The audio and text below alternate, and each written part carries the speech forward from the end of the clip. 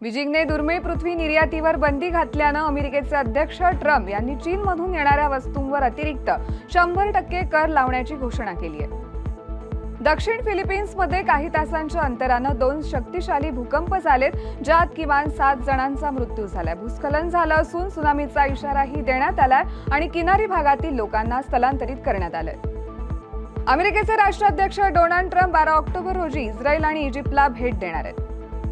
कॅनडाच्या परराष्ट्र मंत्री अनिता आनंद 12 ऑक्टोबर रोजी भारत दौऱ्यावर येणार आहेत। फ्रान्सचे अध्यक्ष इमॅन्युएल मॅक्रॉन यांनी सेबॅस्टियन लेकोर्नु यांची पुन्हा पंतप्रधान म्हणून नियुक्ती केली आहे। संरक्षण संबंध मजबूत करण्यासाठी अमेरिकेने आयडाहोमध्ये कतारच्या लष्करी प्रशिक्षण सुविधेला मान्यता दिली आहे। रशिया नवीन सामरिक शस्त्रे विकसित करते असे रशियाचे अध्यक्ष व्लादिमीर पुतिन यांनी स्पष्ट केलंय। मंगोलियाचे राष्ट्राध्यक्ष खुरेलसुखना 13 ऑक्टोबर रोजी भारत दौऱ्यावर येणार आहेत। पंतप्रधान मोदींनी पंतप्रधान धनधान्य कृषी योजना आणि डाळींमध्ये आत्मनिर्भरता अभियान सुरू केलंय।